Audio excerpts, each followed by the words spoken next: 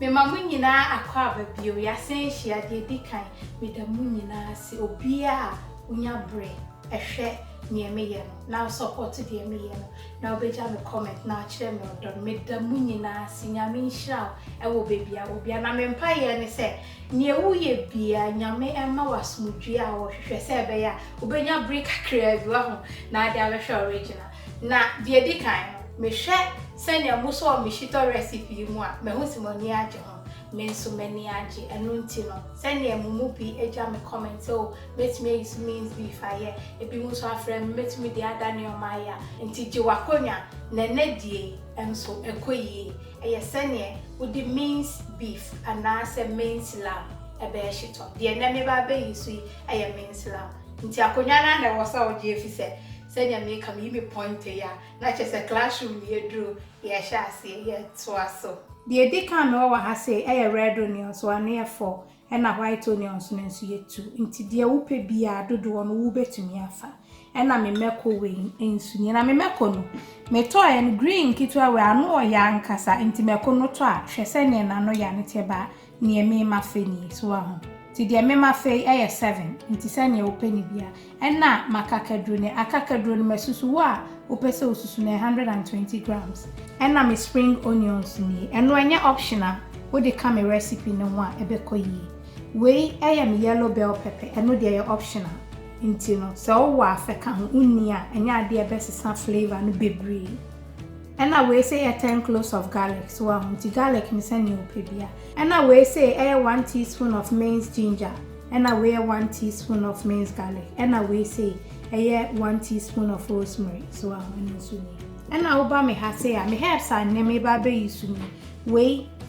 parsley eno ni na we rosemary na we say sage your style of the day nso ni lamb mince nti eno so 500 grams man wan so me ba be use ni me de 1 liter na sha ase ti de ka ho mama wa ho nti on say nyoma me de kire we simple class so ne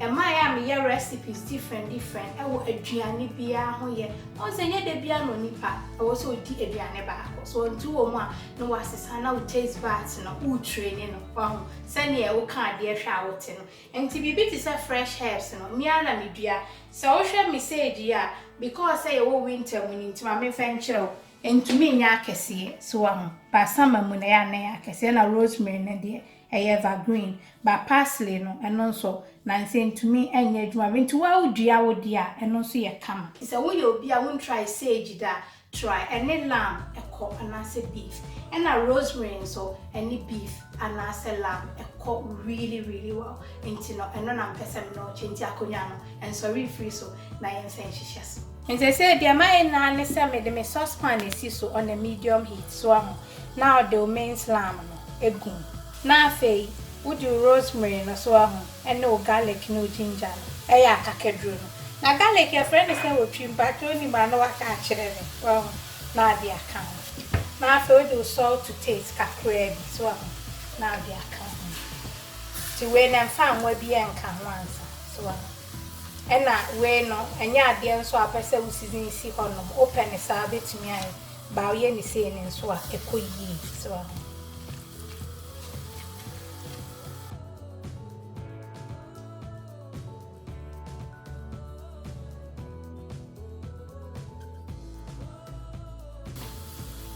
and to answer this say a minced na ye minced lamb so na waka from na you na hena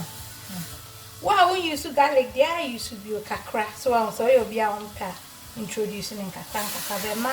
o flavors no e bakama and say maybe anesa so e be chiro ni me ba so we say for the same minced lamb no na me shiegu I strain na anasa soyin so na e drain yam to chance e dia nguru mu aha impurities no wo nti anu ana e be adwuma abusi afo nti sese no me minced lamb no me strain ni jesi ho na ho adwo kakra e ho odwo no me ba ba me preppy na your dry spice e de be ka ho de ye ka ho asem akonya ne dia sorry if you say agree be ko yi ye to aso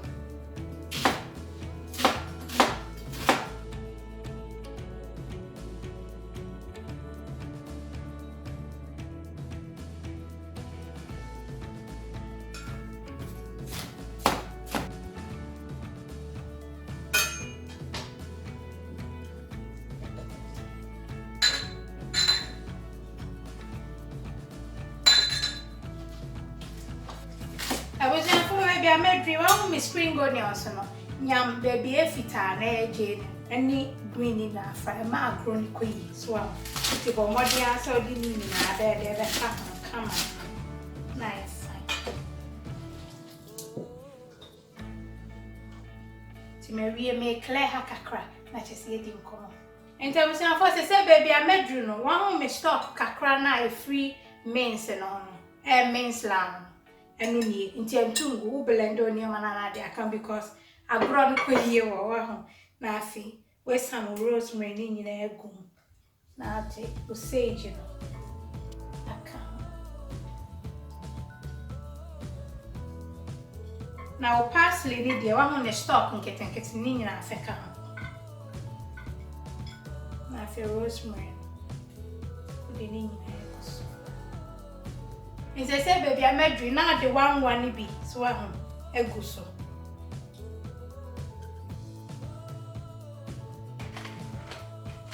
ti me blend ni achias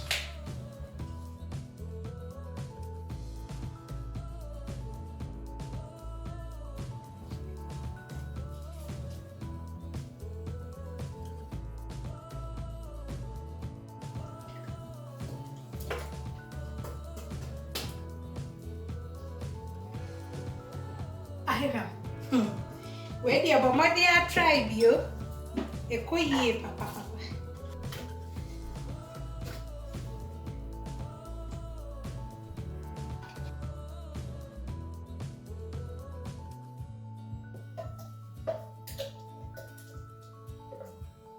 ti say me make sure say na you nti spring onion abomadi a say odi bi be kam so na my kam eno so be ma flavor for kora yeah to aso and say me silver na ma son me wash here so e na nwa no ne aka no e na me di agu mu na nwa no me di ato high me pese anwa ne do na me di meat ni gu mu ape na che say a brown ne quickly ama me nti ma wanwa no endo but e ma ne no se e be hye so ti en twen na en no ne to aso and say man wana do ti me di meat no egum na mo cameraman worry na me for am for mama me killing them me say rosemary ni garlic no one ya ka to de chi ho na e kama ti bo mo bi ya so be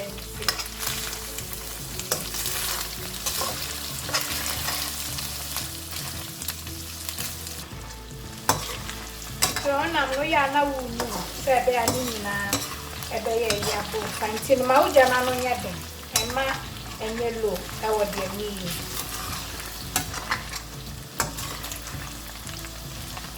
thank you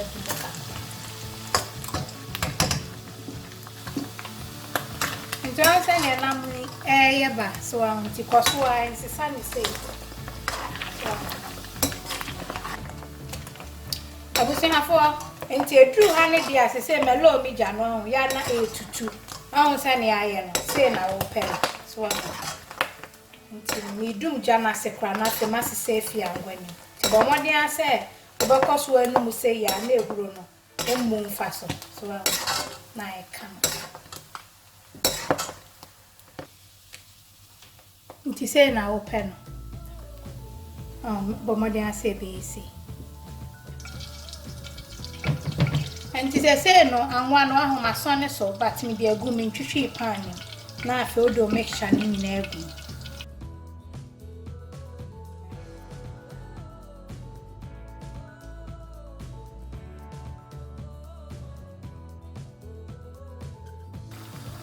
na afi akani ni na enu so nsa nwana me de blend ya ni me de achi no na me de abeka ho nti se ne me kire wo me ada video ni mu uma ehura na afi wahwe emumre no na ade amwani bi aka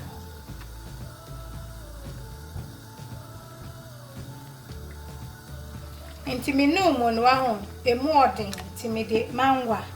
san aka se ne da no me kan na cheso ama emu ayemre fine nti se no me jesi so na chese mu achi bro na afi ya ba be di nkomo fa me gigi wani sa nko ba bia ye to aso Ebusiafo ya Shito ni egusio na de ba kwa wo Shito ho ni se bomodian se ubenu so aho wo se wunni mu ntientie mu kura anya se ebehye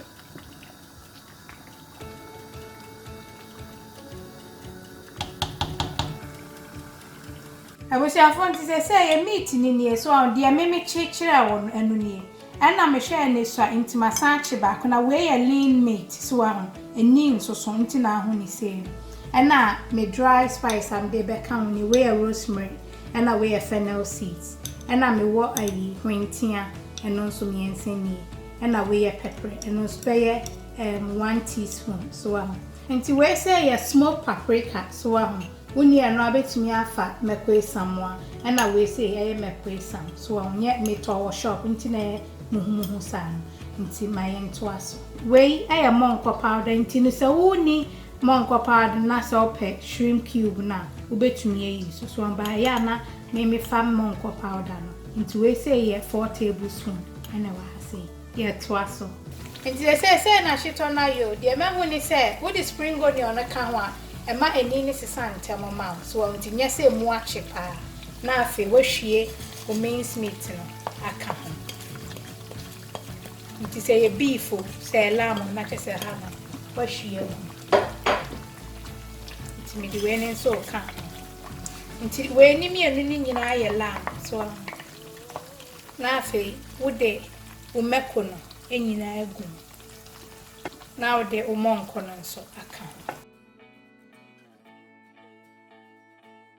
na wa hwe ye Shito ni ewie na jayo ahiriam ese kwan ya ba mu wo hu ani so be try no ni nyina mo kama timija na da low kra ibe jama chese mu achi ankasa na nam ni mu nyina aye brown na ni Nze se dia me ya ne sa hwentia no se ne me kan no ye bibi sa mu obubu mu kakra se be a machine be chama so ti mi bum ma so di dia kan ni na ka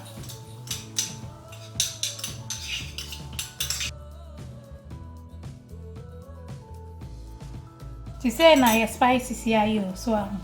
na wa hwie na hwentia no oh ni hwam e hwam akasa ti wo bidi ano abomodin apedi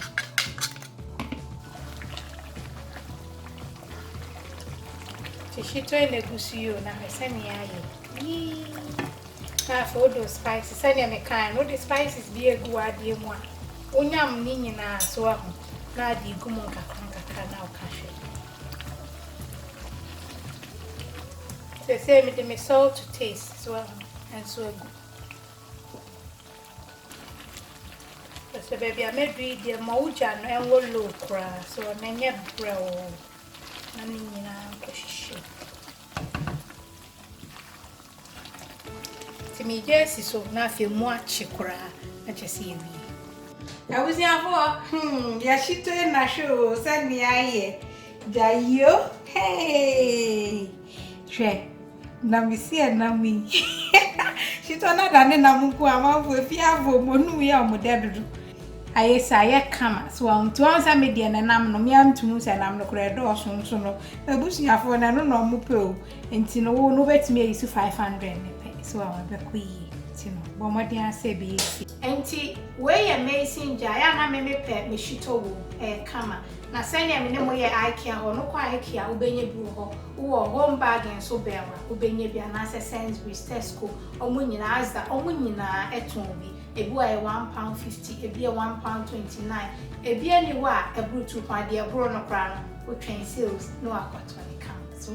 enti no bomodian se obetra recipe we ekoyie na me say wo de fa ubrodo so any other recipes are way to me ya nyame adom so a me de bebrewa ekoyie enti bomodian se obetra enti ene original de me di ja o eyetia wa na we die ekoma me papa mu eni me nia mema mu manimu a me serem eto de bi na se obeba na se wo yo warefo na oyire asese mu kakra ya na wadanase na wa mo hu se de oye no so no wani so obebe bi wo ha de o ma me di ama wo no yesise mu a usi ye nja o menye sa ne ye wan we bi ase ama ye ntumi nkoye ni mo mu sa nti no da obeba o yire etwa original recipe be a man. No, I catch and so done. I say, honey, I love you so much. You must not compliment me, mamma, yes, and any tea. I say, so I'm making when me doing and no, and I'm DJ or Dr. So subscribe to this channel. But more than subscribe, there are more exciting things coming up. I love you all and God bless.